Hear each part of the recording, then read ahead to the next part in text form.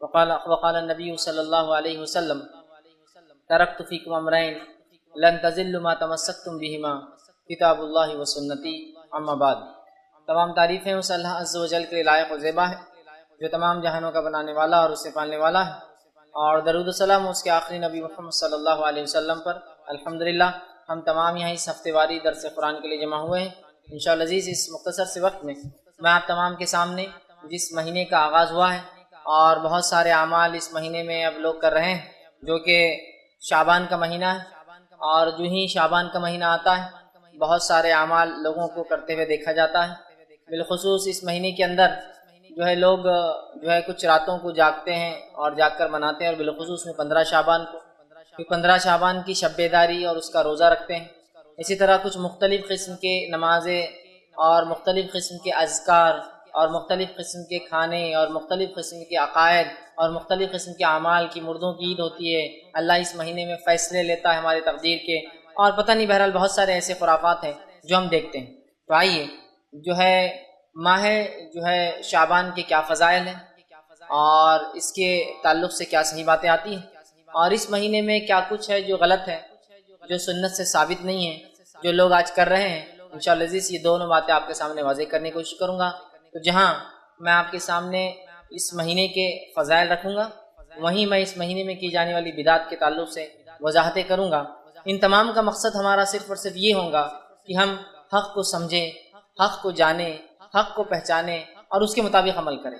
یہاں ہمارا مقصد کسی قوم کو، کسی جماعت کو، کسی قسم کے لوگوں کو ذلیل کرنا، رسوا کرنا یا ان کے خلاف بات کرنا نہیں ہوگا، بلکہ ہمارا کھلا مقصد یہ ہوگا کہ ہم اپنی اصلاح کریں اور لوگوں کی اصلاح کے تعلق سے بات کریں۔ تو بہرحال میں آپ کے سامنے کچھ باتیں اب ماہ شعبان، اس کی حقیقت اور اس کے اندر جو اعمال لوگ کرتے ہیں اس کی حقیقت اور کیا حقیقت میں کرنا چاہیے، اس کے بارے میں کچھ باتیں آپ کے سامنے رکھنے کی کوشش کروں گا۔ سب سے پہلی چیز تو یہ کہ اللہ رب العزت نے دنیا میں جو ہمیں بھیجا، ہمیں پیدا کیا، یہاں بھیجا، اس پیدائش کا اور بھیجے جانے کا مقصد یہ ہے وما خلقت الجن والانس الا لیعبدون، کہ ہم نے جنوں اور انسانوں کو خالص اپنی عبادت کے لیے پیدا کیا ہے۔ تو میں اور آپ جس مقصد کے تحت دنیا میں آئے، مقصد کیا ہے؟ اللہ کی عبادت اور بندگی یاد رکھیں۔ تو میری اور آپ کی پیدائش کا مقصد اللہ کی بندگی ہے، اور یہ عبادت مستقل کرنا ہے، صبح شام دن رات، اٹھتے بیٹھتے اور سوتے جاگتے۔ عبادت کا کوئی خاص معنی اور مفہوم یہ نہیں ہے کہ کچھ چند راتوں کو جاگ لینا، چند دنوں کو منا لینا، چند کھانوں کو بنا لینا، چند لباس کپڑوں کو پہن لینا اور یہ عبادت ہوگی۔ نہیں، اللہ نے ہمارے پیدائش کا مقصد عبادت رکھا ہے، اور عبادت کا معنی یہ کہ صبح سے لے کر شام تک، اٹھنے سے لے کر سونے تک اور پیدائش سے لے کر موت تک ہر عمل ہمارا شریعت کے مطابق ہو، اس کا معنی ہوتا ہے عبادت۔ یہ تو اللہ نے سورہ زاریات سورہ نمبر 51 آیت 56 میں فرمایا کہ ہم نے جنوں اور انسانوں کو اپنی عبادت کے لیے پیدا کیا۔ میری اور آپ کی پیدائش کا مقصد کیا ہے؟ اللہ کی عبادت۔ تو عبادت کا معنی یہ نہیں کہ چند راتوں کو جاگ لی، چند دنوں کو منا لی۔ عبادت کا معنی ہے ہر کام کتاب و سنت کے مطابق میں اور آپ کو کرنا ہے۔ یاد رکھیے یہی ہمارا مقصد ہے۔ اور یہ عبادت کب تک کرنا ہے، یہ عمل کب تک کرنا ہے؟ تو آئیے اللہ رب العزت کیا فرماتا ہے اس کے تعلق سے سورہ ہجر سورہ نمبر 15 اور اس کی آیت نمبر 98 اور 99 میں اللہ دیکھیے کیا فرماتا ہے کہ عبادت کب تک چلیں گے۔ اللہ نے فرمایا فَسَبِّحْ بِحَمْدِ رَبِّكَ وَكُن مِّنَ السَّاجِدِينَ، کہ اے نبی آپ اللہ کی حمد و ثنا کیجیے، بڑائی بیان کیجیے، تسبیح بیان کیجیے، اور آپ سجدہ کرنے والوں میں سے ہو، آپ سجدہ کریں۔ آگے فرمایا وَاعْبُدْ رَبَّكَ حَتَّى يَأْتِيَكَ الْيَقِينُ، اور آپ اپنے رب کی عبادت کرتے رہیے۔ ٹھیک ہے، اپنے رب کی عبادت کرتے رہیے کب تک؟ جب تک کہ آپ کو موت نہ آ جائے۔ ہماری پیدائش کا مقصد اللہ کی عبادت کو تب تک کرنا ہے جب تک ہم مر نہ جائے، اس لیے کہ آیت کیا فرمائی وَاعْبُدْ رَبَّكَ حَتَّى يَأْتِيَكَ الْيَقِينُ، اپنے رب کی عبادت کرتے رہے محمد صلی اللہ علیہ وسلم جب تک کہ تجھے موت نہ آ جائے۔ تو پتہ چلا مجھے اور آپ کو اللہ کی عبادت کرنا ہے کب تک؟ موت تک۔ مطلب انسان جب بالغ ہو جاتا ہے تب سے لے کر موت تک عبادت کرنا، یہ میری اور آپ کی زندگی کا مقصد ہونا چاہیے۔ ٹھیک، اب ہم دیکھتے ہیں مسلمانوں کی اکثریت نے کچھ خاص دنوں اور کچھ خاص راتوں کو ایسی اہمیت دے دی جو شریعت میں نہیں دی، اور کچھ ایسے خاص اعمال اس میں جوڑ لیے، لگا لیے، بنا لیے جو شریعت کی طرف سے دیے گئے نہیں ہیں، مطلب شریعت کی طرف سے سینکشن نہیں ہے۔ یہ پرسنلی انہوں نے اس چیز کو طے کر لیا کہ اس کے یہ فائدے ہوں گے، لہٰذا یہ کام کو ہم ایسے کریں، اور ان عبادتوں کے اندر ہم لگ چکے ہیں۔ اور ہم دیکھتے ہیں کچھ راتوں کے تعلق سے، چونکہ جب بھی شعبان کا مہینہ آتا ہے تو ایک رات کا تذکرہ جس کو اتنی اہمیت دی جاتی ہے کہ اللہ ہم پر رحم کرے، شب قدر سے زیادہ اس رات کو اہمیت دی جاتی ہے، وہ ہے 15 شعبان۔ اس کو لیلۃ المبارک کہا جا رہا ہے، اخبارات شمارے بھرے پڑے ہیں، ایک ایک بڑے بڑے پیج کی، ایک میں تو کہوں غلط بات ہے، ایک ایک نہیں، 4 5 صفحات اخبار کے صرف لیلۃ المبارک کے فضائل، فوائد، فائدے، اہمیت، روزہ، عبادتوں کے اقسام، نمازیں، ذکر و اذکار اور قبرستانوں کی زیارتیں، مردوں کی عید اور تقدیر کے فیصلے، اور کیا کچھ نہیں لوگ مان رہے ہیں، اور ایک سلسلہ چالو ہے تمام چیزوں کا، ہے نا۔ حالانکہ نبی اکرم صلی اللہ علیہ وسلم صحیح مسلم کی روایت کیا فرماتے ہیں، سنی حدیث کے الفاظ اس طرح سے ہیں کہ کسی خاص دن اور رات کو عبادت کے لیے خاص کرنا یہ درست نہیں ہے جب تک کہ شریعت نہ بتائے۔ عبادت تو ایک ایسا مستقل عمل ہے جو صبح شام کرنا ہے، دن اور رات اور موت تک کرنا ہے، لیکن ہم نے خاص کر لیا۔ آپ فرماتے صحیح مسلم کی روایت ہے کہ راتوں میں صرف جمعے کی رات کو قیام نہ کیا کرو، اور پھر فرمایا اور جمعے کے دن خاص روزہ نہ رکھا کرو، اس لیے کہ آپ نے فرمایا ہاں اگر جمعے کے دن تمہارے ان دنوں میں سے آ جائے جن میں تم عام طور سے روزہ رکھتے ہو تو الگ بات ہے، لیکن خاص طور سے جمعے کا قیام مطلب جمعے کی رات کو نمازیں پڑھنا اور خاص طور سے جمعے کا روزہ رکھنا یہ منع ہے۔ کیوں منع کیا اللہ کے رسول صلی اللہ علیہ وسلم خاص جمعے کا روزہ رکھنا اور قیام کرنا؟ اس لیے کہ دنوں کا سردار کون ہے؟ جمعہ۔ دنوں میں سب سے افضل دن کون ہے؟ جمعہ، اس لیے کہ اللہ نے جمعے کو چن لیا، ٹھیک ہے۔ تو جو سب سے افضل دن ہے اور جو سب سے افضل رات، ظاہر سی بات ہے پھر کون سی ہوں گی ہفتے کے اندر؟ وہ جمعے کی ہوں گی۔ اگر ہفتے کا سب سے افضل دن جمعہ ہے تو ظاہر سی بات ہے سب سے افضل رات اور دن جمعے کا ہوں گا، یہ تو سردار ہے دنوں کا، اس لیے کہ اللہ نے دنیا اسی دن بنائی، آدم اسی دن پیدا ہوئے، ان کی توبہ اسی دن قبول ہوئی ہے نا، اور قیامت بھی اسی دن آنے والی ہے، صحیح مسلم کی روایت ہے یہ بھی۔ تو جمعہ ایک افضل دن ہے، اس کی رات سب سے افضل ہے ہفتے کے اندر، لیکن اس رات کو اور اس دن کو کہیں مسلمان خاص عبادت کے لیے نہ کر لے، اس لیے آپ ٹوک رہے ہیں، تاکید کریں کہ دیکھو جمعے کے دن خاص، جمعے کی رات اور دن عبادت نہ کرنا۔ خاص عبادت مطلب رات میں کہیں تم قیام نہ کرو کہ اب جمعہ ہے، سب سے افضل دن شروع ہونے والا کل، لہٰذا آج عبادت کرو، یا پھر تم خاص طور سے یہ نہ کرو کہ جمعے کے دن روزہ رکھا کرو اس لیے کہ ہفتے کا سب سے افضل دن ہے۔ تو گویا یہ حدیث میں اگر کسی دن میں عبادت کی اور رات میں عبادت کی اجازت دی جا سکتی تھی خاص کرنے کی تو وہ کون سا دن ہوتا؟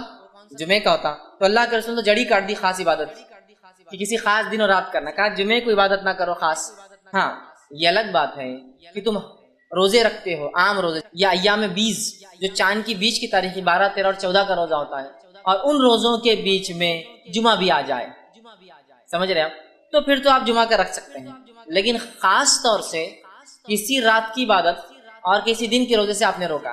یہ بات میں اس لیے واضح کر رہا ہوں کہ اس مہینے کے اندر خاص طور سے ایک رات کو عبادت کا بنایا جاتا ہے جس کی عبادت کی اہمیت بتائی نہیں گئی ہے، جس کو کرنے کا حکم نہیں دیا گیا ہے، اور جس کو سب سے افضل جماعت صحابہ نے نہیں کیا، ہم لوگ اس کو مناتے اور کرتے ہیں۔ اس وجہ سے میں نے صحیح مسلم کی روایت رکھی کہ ہم کسی دن اور کسی رات کو من مطابق اپنے دل سے خاص نہیں کر سکتے ہیں۔ اسی طرح جو ہے نبی اکرم صلی اللہ علیہ وسلم ہر رات عبادت کرتے ہیں، اور اتنی عبادت کرتے ہیں کہ آپ صلی اللہ علیہ وسلم کے پیر میں ورم آ جاتے ہیں، پیر اتنے موٹے ہو جاتے سجن سے کہ ایسا لگتا پھٹ جائیں گے، اس کو کہتے ہیں ورم آ جانا۔ مائی عائشہ رضی اللہ عنہا ایک مرتبہ فرماتی ہیں، صحیح مسلم کی روایت، آپ نے فرمایا کہ اللہ کے رسول آپ راتوں کو طویل قیام کرتے ہیں، پھر فرمایا اور آپ کے پاؤں مبارک پھٹنے لگتے ہیں، اس موٹے ہو جاتے ہیں، اس تو آپ جو ہے حالانکہ آپ کو اللہ نے بخش دیا، آپ کے اگلے پچھلے گناہ معاف ہے، پھر کیوں اتنی آپ مشقت کرتے ہیں، پھر کیوں اتنی آپ عبادت کرتے ہیں؟ تو آپ صلی اللہ علیہ وسلم نے فرمایا اور کہا اے عائشہ کیا میں جو اللہ کا شکر گزار بندہ نہ بنوں؟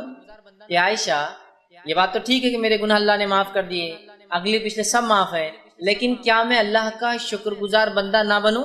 تو نبی اکرم صلی اللہ علیہ وسلم اللہ کے شکر میں اتنی عبادت کرتے اور ہر رات کرتے، خاص نہیں ہر رات کرتے، تو ظاہر سی بات ہے 15 کو بھی کرتے ہوں گے، ہر رات کرتے تھے آپ، لیکن خاص نہیں کیا آپ نے، یاد رکھیں، تو ہر رات کرتے، اتنی کرتے کہ آپ کے پیروں پر جو ہے سجن آ جاتی، یاد رکھیں، موٹے ہو جاتے۔ اسی طرح کی ایک روایت صحیح مسلم اور بخاری دونوں میں آتی، متفق علیہ، ایک بار ایک صحابی نے اللہ کے رسول صلی اللہ علیہ وسلم سوال کیا، اللہ کے رسول آپ راتوں کو اتنی عبادت کیوں کرتے ہیں کہ ورم سے آپ کے پیر سوج جاتے ہیں، حالانکہ اللہ نے آپ کے پچھلے اور اگلے گناہ معاف کر دیے ہیں؟ تب اللہ کے رسول صلی اللہ علیہ وسلم نے ان کو بھی یہ کہا افلا اکون عبدا شکورا، کیا میں اللہ کا شکر گزار بندہ نہ بنوں؟ اس لیے میں جو ہے راتوں کی عبادت کرتا ہوں، لیکن اللہ کے رسول قدر کی رات ہے، اس کے علاوہ نہیں۔ اب اسی طرح ہم دیکھتے ہیں آپ صلی اللہ علیہ وسلم ہمیشہ کا معمول عبادت کا تھا، آپ نمازیں قائم کرتے تھے، ٹھیک اسی طرح جو ہے نبی اکرم صلی اللہ علیہ وسلم کے تعلق سے جو ماہ شعبان کی فضیلت آتی ہے، جو فضائل آپ نے شعبان کے بتایا ہے، وہ فضائل کیا ہے میں آپ کے سامنے رکھ دیتا ہوں۔ اب ان فضائل کو سن کر آپ کو پتہ چل جائیں گے کیا اس مہینے میں کرنا ہے، باقی تمام چیزیں آپ سمجھ لیتے ہو جائیں گے۔ آئیے اس کے فضائل میں آپ نے کیا فرمایا اور کیا کہا، اس تعلق سے جو حدیثیں آتی ہیں وہ یاد رکھیں، صرف 2 ہی ایسی روایتیں ہیں جس میں اللہ کے رسول صلی اللہ علیہ وسلم نے اس کے فضائل بتائے۔ پہلی متفق علیہ روایت، صحیح بخاری اور صحیح مسلم کی روایت ہے، آپ صلی اللہ علیہ وسلم فرماتے ہیں، عائشہ رضی اللہ عنہا فرماتی ہے کہ رسول اکرم صلی اللہ علیہ وسلم اس مہینے اتنے روزے رکھتے کہ اس کو چھوڑتے نہیں۔ مطلب اللہ کے رسول، حدیث کے الفاظ یوں ہیں، رسول اللہ صلی اللہ علیہ وسلم روزے رکھتے تھے یہاں تک کہ ہم کہتے تھے کہ آپ روزے نہیں چھوڑتے، پھر روزے چھوڑ دیتے تھے یہاں تک کہ ہم سمجھتے تھے کہ آپ روزے نہیں رکھیں گے۔ اور میں نے رسول اکرم صلی اللہ علیہ وسلم کو کبھی بھی کسی مہینے میں مکمل مہینے کے روزے رکھتے ہوئے نہیں دیکھے سوائے رمضان المبارک کے، اور اللہ کے رسول صلی اللہ علیہ وسلم کو شعبان سے زیادہ کسی مہینے کے روزے رکھتے ہوئے نہیں دیکھا گیا۔ تو پتہ چلا نبی اکرم صلی اللہ علیہ وسلم شعبان کا پورا مہینہ روزہ رکھتے تھے، اور اس کے علاوہ رمضان کا رکھتے تھے، اور اس کے علاوہ کسی مہینے کے کمپلیٹ روزے آپ نہیں رکھتے تھے۔ تو یہ شعبان کی ایک فضیلت ہے کہ نبی اکرم صلی اللہ علیہ وسلم اس مہینے میں کمپلیٹ پورا مہینہ روزہ رکھتے تھے۔ تو اگر کوئی شخص شعبان کو منانا چاہے، شعبان کی فضیلت کا فائدہ اٹھانا چاہے، تو اسے یہ کام کرنا چاہیے کہ جتنے ہو سکتے ہیں وہ شعبان میں روزے رکھے۔ لیکن تاکید یہاں یہ کروں گا کہ آپ کو اس چیز کا خیال رکھنا چاہیے کہیں ایسا نہ ہو کہ شعبان کے روزے کے چکر میں آپ رمضان خراب نہ کر دیں۔ مطلب آپ کو اگر کمزوری ہے، کوئی بیماری ہے، تو پھر مت رکھیے آپ شعبان کی، ورنہ کیا ہوگا، آپ شعبان تو رکھ لیں گے، رمضان خراب ہو جائیں گے۔ اس لیے ٹھیک، لیکن اللہ کے رسول صلی اللہ علیہ وسلم اگر کسی مہینے کے مکمل روزے رکھتے بعد رمضان کے، تو وہ کون سا مہینہ ہوتا ہے؟ شعبان کا مہینہ ہوتا ہے۔ اگر شعبان کے مہینے کے روزے آپ کمپلیٹ رکھتے، یہ کس کی فضیلت۔ اسی طرح آپ صلی اللہ علیہ وسلم کے تعلق سے آتا ہے، ابو داؤد کی روایت ہے، حضرت عائشہ رضی اللہ عنہا فرماتی اور کہتی تھی رسول اکرم صلی اللہ علیہ وسلم کو روزوں کے لیے سب سے محبوب مہینہ شعبان تھا، پھر آپ صلی اللہ علیہ وسلم اس کے بعد رمضان کے روزے رکھتے تھے۔ تو آپ صلی اللہ علیہ وسلم شعبان کا پورا مہینہ روزہ رکھتے تھے، کمپلیٹ منتھ یاد رکھیں۔ ہم بھی کوشش کر سکتے ہیں جتنا ہو سکے آپ اس میں رکھیں۔ اب شعبان کے یہ روزے اللہ کے رسول صلی اللہ علیہ وسلم جو رکھتے تھے، ٹھیک، اس کے بارے میں جو ہے اور ایک روایت آتی ہے جو جامع ترمذی کی، آپ نے فرمایا کہا، جو ہے راوی کہتے ہیں کہ میں نے نبی اکرم صلی اللہ علیہ وسلم شعبان سے زیادہ کسی مہینے کے روزے رکھتے ہوئے نہیں دیکھا، آپ اس میں روزے رکھتے تھے سوا چند ایام کے، بلکہ آپ پورے مہینے کے ہی روزے رکھتے تھے۔ اور ام سلمہ رضی اللہ عنہا فرماتی ہے، یہ جو ہے روایت کے الفاظ ایسے ہیں، آپ نے فرمایا میں نے نبی اکرم صلی اللہ علیہ وسلم کو مسلسل روزے رکھتے ہوئے نہیں دیکھا سوائے شعبان اور رمضان کی۔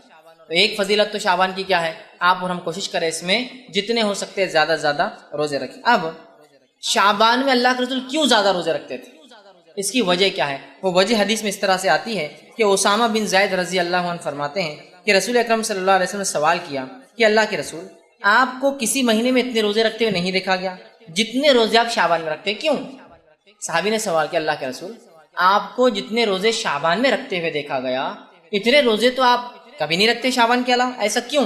تو آپ صلی اللہ علیہ وسلم نے فرمایا کہا، اور یہ بڑی اہم بات یاد رکھی، اگر کوئی شعبان کے روزے رکھ بھی رہا ہے تو اس نیت سے رکھے کہ سنت ہے، اور یہ فائدہ ہے، آپ نے فرمایا یہ مہینہ وہ مہینہ ہے جس میں لوگ رجب اور رمضان کے درمیان روزوں سے غافل ہو جاتے ہیں۔ رجب اور رمضان کے بیچ میں مہینہ آتا ہے تو لوگ اس میں غافل ہو جاتے ہیں، اور آپ نے فرمایا اور کہا جو ہے غافل ہو جاتے ہیں، اور آپ نے آگے فرمایا کہا غافل ہو جاتے ہیں، حالانکہ اس میں اعمال رب العالمین کی طرف اٹھائے جاتے ہیں، اور یہ میں پسند کرتا ہوں کہ جب میرے اعمال اٹھائے جائیں تو میں روزے سے رہوں۔ تو اس حدیث میں ایک بات آئی ہے، وہ بات کیا ہے کہ جو ہے شعبان وہ مہینہ ہے جس مہینے میں ہمارے سال بھر کے اعمال اٹھائے جاتے ہیں، جس کو اگر میں وضاحت کروں تو یوں ہے، ہر روز میں ہمارے اعمال 2 بار اللہ کو پہنچائے جاتے ہیں، عصر اور فجر میں۔ اس لیے آپ نے فرمایا عصر اور فجر کی نماز مت چھوڑو، اس لیے کہ 2 وقت ایسے ہیں جب اعمال اللہ کے پاس پیش کیے جاتے ہیں اور میں عبادت میں رہوں۔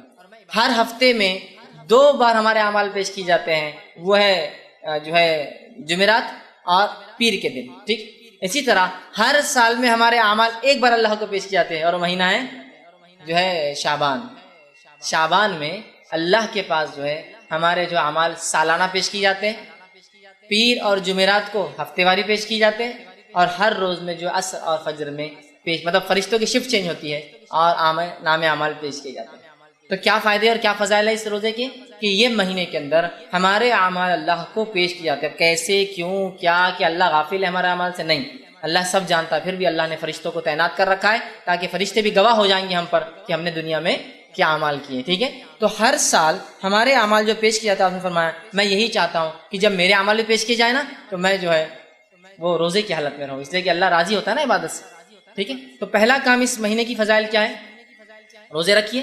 مقصد اور اس کے جو تعلق سے جو بات آتی ہے وہ کیا ہے؟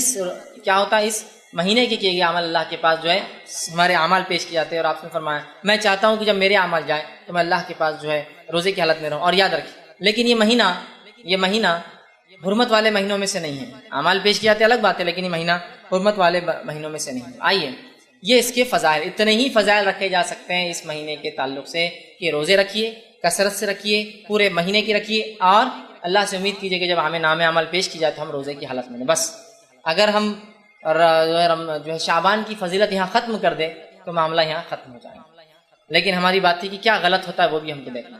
اب اس مہینے میں جو سب سے بڑی غلطی امت کرتی ہے، جو ایک بدعت کو منایا جاتا ہے، اس حد تک منایا جاتا ہے، اس حد تک تیاریاں ہوتی ہے کہ ایسی تیاریاں شب قدر کی بھی نظر نہیں آتی، وہ ہے شب برات کو منانا۔ ایک رات جس کا نام شب برات رکھ دیا گیا، نفرت والی رات، نفرت کے اظہار کرنے والی رات۔ پتہ نہیں نام ایسا کیوں چنا۔ اور پہلے تو حال یہ تھا کہ شب برات کے بارے میں جب کہا گیا بھائی ایسا نام کیوں رکھا برات، نفرت کی رات، نفرت کے اظہار کی رات، جب عقل میں ارے بات تو صحیح ہے، یہ نام غلط دیکھا فوراً نام چینج کر دیا، اب نیا لائے۔ قرآن سے ثابت ہے یہ رات، کیا اس کا نام ہے لیلۃ مبارکہ۔ ایک زمانے تک تو براتی تھا، آج بھی برات ہے، لیکن اب لوگ جب دلائل مانگ رہے ہیں تو دلیل نہیں لالی، بولے یہ رات کیا ہے؟ لیلۃ مبارکہ ہے۔ اور اس کو پھر سورہ دخان کی آیت نمبر 3 سے ثابت کیا جاتا ہے، سورہ نمبر 44 آیت نمبر 3 سے، کہ جو ہے انا انزلناہ فی لیلۃ مبارکہ انا کنا منذرین، ہم نے اس قرآن کو مطلب ایک لیلۃ مبارک رات میں اتارا، اور ہم اس رات بڑے بڑے فیصلے کرتے ہیں۔ یہ بات لا کر فٹ کر دی گئی۔ آئیے اب شب برات کے بارے میں کیا صحیح اور کیا غلط وہ میں آپ کے سامنے رکھنے کی کوشش کرتا ہوں۔ سب سے پہلے انشاءاللہ عزیز ہم دیکھیں گے کہ شب برات کے اندر کیا چیز ہے جو صحیح ہوتی ہے، جو صحیح ہے اس کے بارے میں، اور باقی سب غلط پہ دیکھیں گے۔ 15 شعبان، چونکہ شب برات 15 شعبان کا تھی اس لیے میں نے شب برات کا لفظ استعمال کیا، ویسے 15 شعبان کی کیا فضیلت آتی ہے وہ میں آپ کے سامنے رکھ دیتا ہوں۔ تو یہ فضیلت ماہ جو ہے شعبان کی بھی فضیلت میں شامل ہو جائیں گی، یہ فضیلت بھی شعبان کی فضیلت میں آپ شامل کر لیجئے۔ اس کی جو فضیلت حدیث میں آتی ہے کیا ہے؟ 2 روایتیں اس تعلق سے صحیح آتی ہیں، اس رات کے تعلق سے، جس کو ہم عام زبان میں برات کہتے ہیں، لیکن یہ 15 شعبان ہے، اس کا برات نام یا لیلۃ مبارکہ رسول اکرم صلی اللہ علیہ وسلم سے ثابت نہیں ہے۔ تو 15 شعبان کی کیا فضیلت آتی ہے حدیث میں رکھتا ہوں آپ کے سامنے۔ صحیح سند سے روایت ثابت ہے، آپ نے فرمایا اور کہا اللہ تعالیٰ شعبان کی 15ویں رات کو اپنی مخلوق کی طرف نظر رحمت سے دیکھتا ہے۔ اللہ 15 شعبان کو اپنی مخلوق کی طرف نظر رحمت سے دیکھتا ہے، رحم کی نظر سے دیکھتا ہے، اور پھر آگے فرمایا اور کہا دیکھتا ہے پھر مشرک اور کینہ پرور انسان کو چھوڑ کر باقی تمام مخلوق کو بخش دیتا ہے۔ تو یہ شعبان کی فضیلت بھی ہے اور 15 شعبان کی فضیلت ہے۔ اللہ تعالیٰ 15 شعبان کو اپنے مخلوق کو نظر رحمت سے دیکھتا ہے اور 2 لوگوں کو چھوڑ کر سب کو بخش دیتا ہے۔ پہلا مشرک کافر، مطلب دوسرا کینہ پرور، جس کے دل میں دوسروں کے بارے میں بغض ہے، برائی ہے، حسد رکھتا ہے، جلن رکھتا ہے۔ یہ 2 لوگوں کی معافی نہیں ہوتی، یہ صحیح روایت ہے۔ دوسری حدیث اس طرح سے آتی ہے، اور جو ہے وہ حدیث اس طرح سے ہے کہ علامہ ناصر اللہ البانی نے اس کو جامع صحیح الجامع کے اندر روایت کیا کہ حدیث کے الفاظ اس طرح، بے شک اللہ تعالیٰ شعبان کی 15ویں رات کو اپنے بندوں پر رحمت سے نظر ڈالتا ہے، پھر مومنوں کو معاف کر دیتا ہے، کافروں کو ڈھیل دیتا ہے، اور کینہ پرور لوگوں کو چھوڑ دیتا ہے، یہاں تک کہ اپنے دلوں سے کینے کو نکال دے۔ تو کیا ہوتا ہے 15 شعبان کو؟ پہلا اللہ مومنوں کو معاف کر دیتا ہے، کافروں کو ڈھیل دے دیتا ہے کہ اگلے سال تک مہلت ہے، اور اس کے بعد کینہ پرور لوگوں کو چھوڑ دیتا ہے، بازو رکھ دیتا ہے جب تک کہ وہ اپنے کینہ سے توبہ نہ کر لے۔ تو یہ ہوتا ہے، اور یہ 2 صحیح روایتی آتی ہے 15 شعبان کی فضیلت میں۔ اب بتائیے اس میں کہیں نماز کا تذکرہ ہے، کہیں روزے کا تذکرہ ہے؟ روزے تو آپ ہمیشہ رکھتے ہیں، نماز تو ہر رات پڑھتے اللہ کے رسول، تو یہاں بولنے کی ضرورت ہی نہیں۔ اور شعبان میں تو آپ خاص روزے رکھتے ہیں، ہے نا؟ رات کی عبادت تو آپ سال بھر زندگی بھر کرتے تھے، وہ بھی اب بولنے کی ضرورت نہیں۔ لیکن کیا صحابہ نے اس رات کو خاص منایا اور عبادت کی؟ تو رسول اللہ نے تو ہمیشہ ہی کیا، تو لہٰذا کوئی خاص اس رات کو تو ثابت نہیں کر سکتا، لیکن کوئی یہ بول سکتا ہے نا نہیں ہمیشہ کرتے تھے، مطلب اس رات بھی کرتے تو ہم بھی کر رہے ہیں۔ تو صحابہ نے کیا خاص کیا؟ نہیں، تو ہم خاص نہیں کر سکتے۔ یہ 2 روایتیں یاد رکھیے اس تعلق سے صحیح آتی ہیں۔ اب اس کے تعلق سے باقی جتنی روایتیں آتی یاد رکھیے وہ سب غلط ہے، اس مہینے کے تعلق سے بھی فضائل میں، اور اس کے علاوہ 15 شعبان کے تعلق سے۔ آئیے اس مہینے کے فضائل میں جو ضعیف اور موضوع روایتیں بیان کی جاتی ہیں، اس میں پہلی ہے کہ شعبان جو ہے میرا مہینہ ہے، اور رمضان اللہ کا، رسول فرماتے شعبان میرا مہینہ اور رمضان اللہ کا مہینہ ہے، یہ روایت یاد رکھیے موضوع ہے۔ اس کے فضائل میں جو بیان کیا تھا یہ مہینہ اللہ کے رسول کا ہے، موضوع روایت۔ دوسری روایت جو اس مہینے کے تعلق سے بیان کی جاتی ہے وہ روایت اس طرح سے ہے جس کو یوں بیان کیا جاتا ہے، میں عائشہ وہ روایت کے الفاظ ایسے جو کہ یاد رکھیے ضعیف ہے، ٹھیک ہے، اور یہ روایت جو ہے ابن ماجہ کی ہے۔ اللہ کے رسول رات اٹھے اور چلے گئے، میں عائشہ خاموش خاموش ان کے پیچھے دوڑتی دوڑتی گئی اور دیکھتی ہے کہ آپ بقیع میں گئے۔ بقیع میں جانے کے بعد آپ نے جو ہے ان کے لیے دعا کی اور جو ہے دعا کرنے کے بعد گھر واپس آئے۔ میں عائشہ رضی اللہ عنہا جو پیچھے پیچھے گئی تھی اللہ کے رسول نے دیکھ لیا، آ کر پوچھا کہ عائشہ تمہیں ایسا اندیشہ تھا کہ اللہ اور اس کا رسول تم پر ظلم کریں گے، مطلب ایسی کوئی بات ہے جو تم کو نہیں بتائیں گے اور خاموشی سے عبادت کر لیں گے؟ تو انہوں نے کہا اللہ کے رسول صلی اللہ علیہ وسلم مجھے یہ شک ہوا کہ آپ شاید اپنی دوسری بیویوں کے پاس گئے ہیں، لہٰذا میں پیچھے پیچھے آئی۔ تب اللہ کے رسول ان سے کہا لیکن یہ روایت ضعیف ہے، فرمایا اور الفاظ یوں ہیں اس طرح سے، بے شک اللہ تبارک و تعالیٰ شعبان کی 15ویں رات کو آسمان دنیا پہ اترتا ہے، پھر اتنے لوگوں کی مغفرت کر دیتا ہے جتنے بنو کل کی بکریوں کے بال ہے۔ یہ روایت یاد رکھیے لیکن صحیح نہیں ہے، ضعیف ہے کہ اللہ کے رسول آئے ہیں، عائشہ سو رہی تھی، اٹھ کر گئے، وہ پیچھے گئی، آپ بقیع میں گئے، جنت البقیع جو قبرستان ہے، بقیع غرقد قبرستان ہے، آپ نے دعا کی، پھر اللہ کے رسول پلٹے تو بھاگ کر آئی، آ کر سو گئی۔ اللہ کے رسول سے پوچھا کیا تم مجھ پر شک کرتی ہو؟ تو کہا نہیں، بس مجھے ایسا لگا کہ آپ دوسرے بیویوں کے پاس تو نہیں چلے گئے، مطلب اللہ کے رسول ناانصافی کر رہے تھے حدیث کے مطابق، ضعیف روایت۔ پھر آ کے سو گئی، کہا مجھے ڈر تھا کہ آپ شاید دوسری بیوی کے پاس چلے گئے۔ پھر اللہ کے رسول نے کہا نہیں، میں تو اس لیے گیا کہ آج کی رات اللہ اتنے لوگوں کی مغفرت کرتا ہے جتنے بنو بکریاں ہوتی ہیں۔ یہ روایت ضعیف ہے، جبکہ صحیح حدیث میں کیا الفاظ آ چکے ہیں، اللہ تمام مومنوں کو بخش دیتا ہے۔ اب کیا خاص ہے، بکریوں کے بالوں کے برابر تو ایک لمٹ ہو گیا نا، تمام مومنوں کو بخش دیتا ہے حدیث کے الفاظ، اور وہ صحیح ہے، اور اس کے مقابلے میں یہ ضعیف روایت ہے۔ اسی طرح جو ہے نبی اکرم صلی اللہ علیہ وسلم سے جو بات صحیح سند سے ثابت ہے اس واقعے کے تعلق سے، وہ کیا ہے میں آپ کو بتاتا ہوں۔ اس واقعے میں یہ سب باتیں ہیں جو اس واقعے میں تھی، سوائے وہ شک کرنے کا معاملہ چھوڑ کہ میں جو آپ دوسری بیوی کے پاس گئے، سب باتیں ہیں، لیکن 15 شعبان کا کہیں لفظ نہیں، یہ بات خاص ہے۔ بہت سے لوگ بولتے دیکھو آپ نے اس حدیث کو ضعیف بولانا، صحیح مسلم میں روایت آتی ہے 15 شعبان خاص نہیں ہے، اس میں کیا الفاظ ہے آئیے میں آپ کو سناتا ہوں۔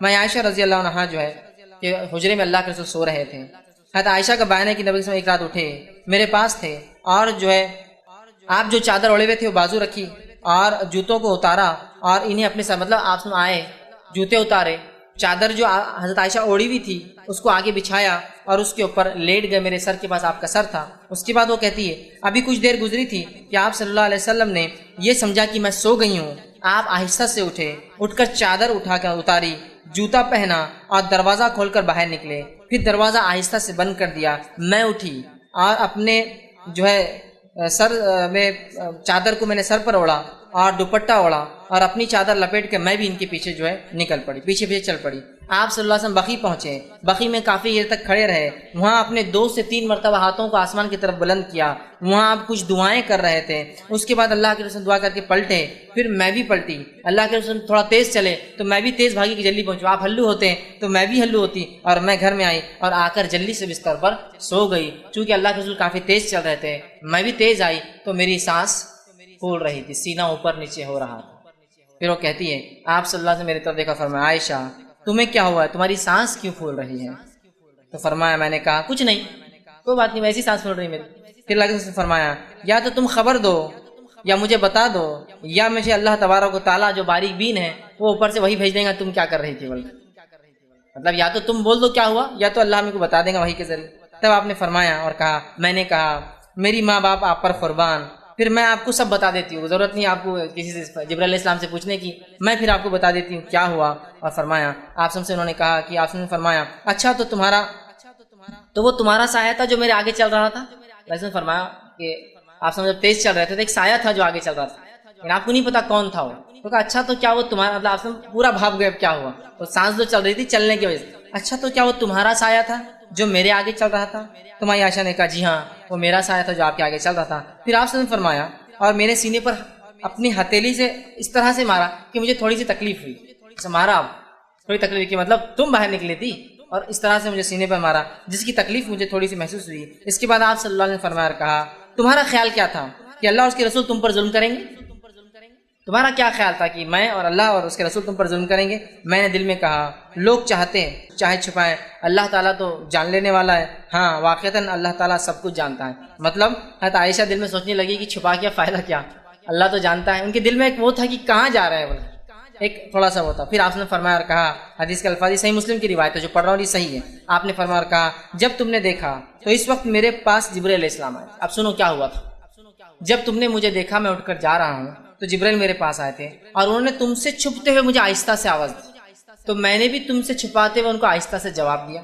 لیکن جبرائیل ہمارے کمرے میں داخل نہیں ہو سکتے تھے اس لیے کہ تم نے پورے کپڑے پہنے ہوئے نہیں تھے, لہٰذا وہ باہر رکے ہوئے تھے اور وہ مجھے آہستہ سے کلام کر رہے تھے. میں آہستہ سے جواب دے رہا تھا اور جو ہے انہوں نے مجھے جگایا اور مجھے جو ہے خوف تھا, کیونکہ مجھے ایسا لگا تم سو رہی ہو تو مجھے خوف تھا کہیں تم نیند سے اٹھ نہ جاؤ, اس لیے میں نے تمہیں نہیں جگایا اور خاموشی سے چلا گیا. اور میں نے خاموشی سے اس لیے گیا کہ تم اکیلے رہنے سے ڈرتی ہو, مجھے پتا ہے رات میں, لہٰذا میں نے چپکے سے دروازہ بند کیا کہیں تم اٹھ نہ جاؤ. مطلب اللہ کے رسول سمجھ جاتا ہے کہ وہ سو رہی ہے لیکن وہ سو نہیں رہتی. حدیث سے بھی پتہ چل اللہ کے رسول صلی اللہ علیہ وسلم غائب کا علم نہیں تھا, ورنہ آپ کو پتہ چل جاتا تھا کہ عائشہ سو رہی ہے نہیں سو رہی ہے, پیچھے کون تھا آگے کون تھا. بہرحال تو مجھے لگا اور تم ڈرتی ہو اس لیے میں نے سوچا کہ تم خوف میں مبتلا نہ ہو جاؤ, خاموشی چلا گیا.